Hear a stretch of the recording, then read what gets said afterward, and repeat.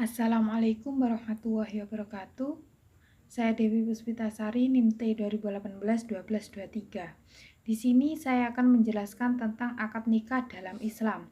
Akad nikah adalah perjanjian yang berlangsung antara dua pihak yang melangsungkan pernikahan dalam bentuk ijab dan qabul.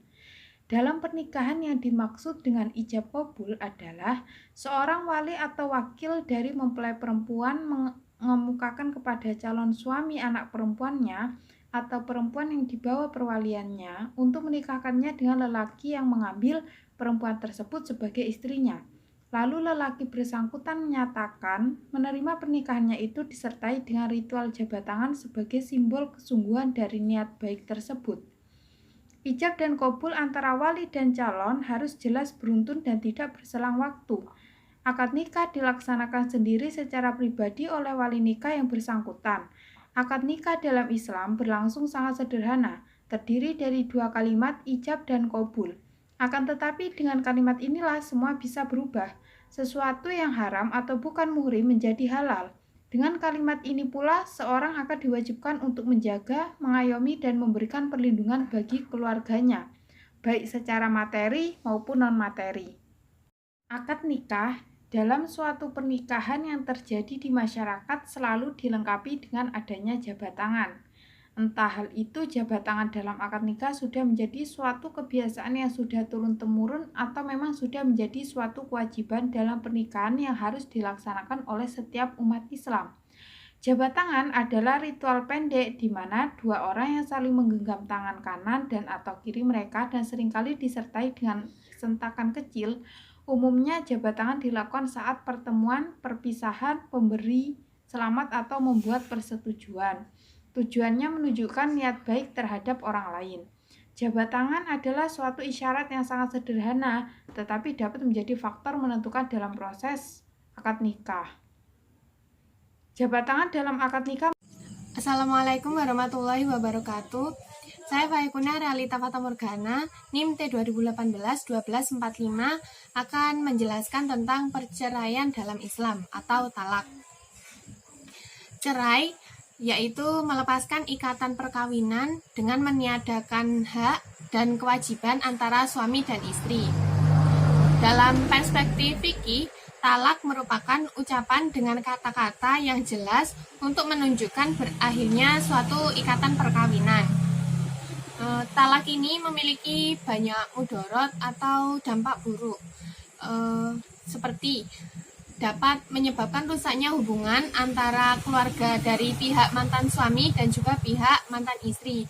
Selain itu juga akan berdampak pada psikologis pada anak.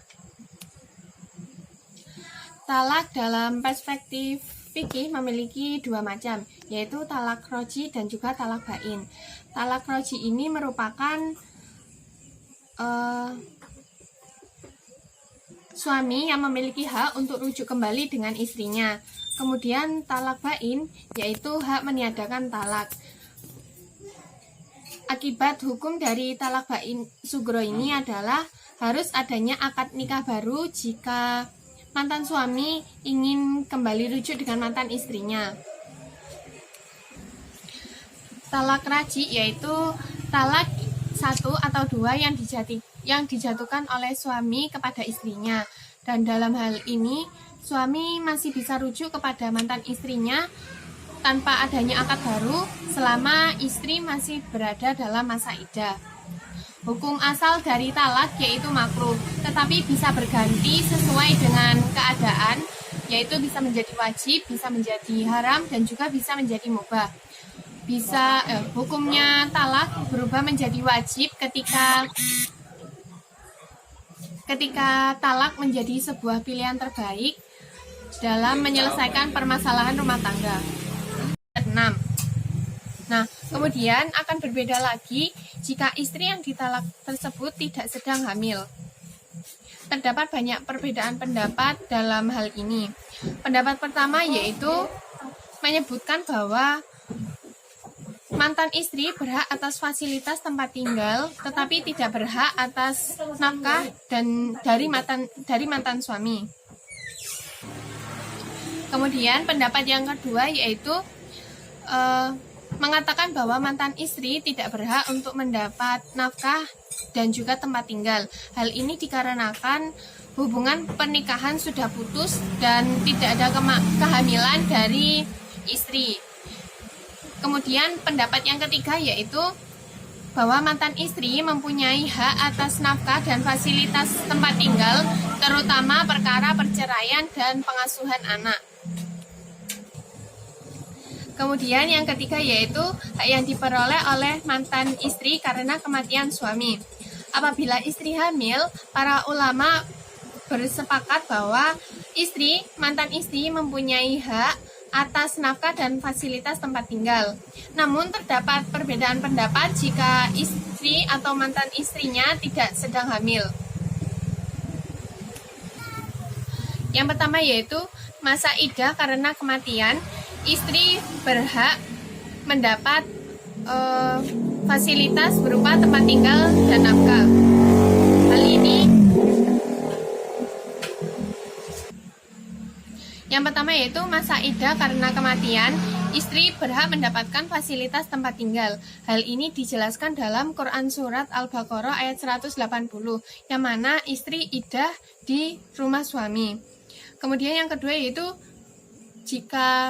ketika suami meninggal dan istri tidak sedang hamil, maka tidak berhak atas nafkah dan juga tempat tinggal, karena peninggalan dari suami yaitu berupa warisan. Dan yang ketiga yaitu mantan suami harus tetap memberikan nafkah selama mantan istrinya menjalani masa iddah. Sekian dari saya, terima kasih. Wassalamualaikum warahmatullahi wabarakatuh. Assalamualaikum warahmatullahi wabarakatuh. Di sini saya Ulul Ismi Aulada dengan NIM T 2018-1250 kelas PAI A5 akan memaparkan materi tentang rujuk. Untuk yang pertama yaitu tentang pengertian dari rujuk itu sendiri. Secara bahasa, rujuk berasal dari kata bahasa Arab roja yarju' rujuan yang artinya kembali atau mengembalikan. Kemudian jika diartikan secara istilah hukum Islam, para fuqaha mengenalkan istilah rujuk dan roj'ah yang keduanya memiliki makna yang sama, yaitu kembalinya seorang suami pada istrinya yang telah ditalak roj'i tanpa melalui perkawinan dalam masa iddah.